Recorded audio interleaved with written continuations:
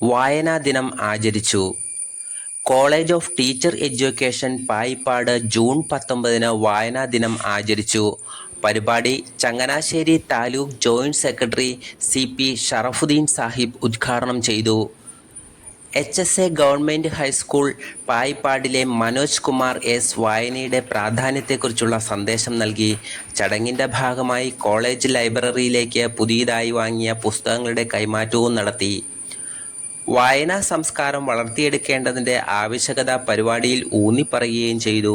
അധ്യാപകരും വിദ്യാർത്ഥികളും സജീവമായി പങ്കെടുത്ത പരിപാടി നന്ദി പ്രസംഗത്തോടെ സമാപിച്ചു.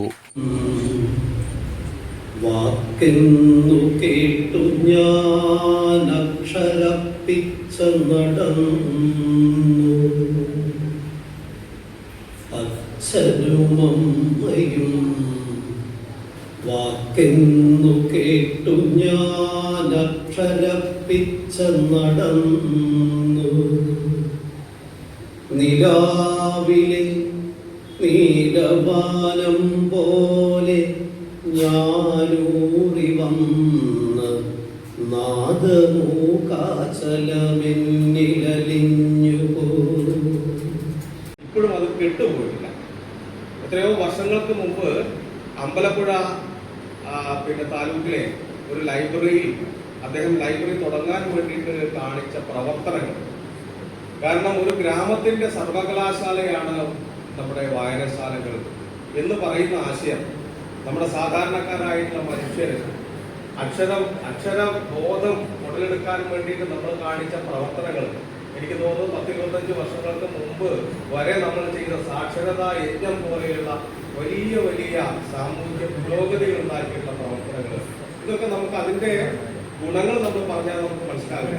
അത്രമാത്രം ഒരു പുരോഗമനോന്മുഖമായിട്ടുള്ള ഒരു സമൂഹമാണ് നമ്മളെ സംബന്ധിച്ച്. അപ്പൊ അതുകൊണ്ട് അങ്ങനെ ഒരു സമൂഹമായതുകൊണ്ടാണ് നമ്മൾ ഇത്തരത്തിൽ നമ്മൾ രൂപപ്പെട്ടു വരാനുള്ള പ്രധാനപ്പെട്ട കാരണം.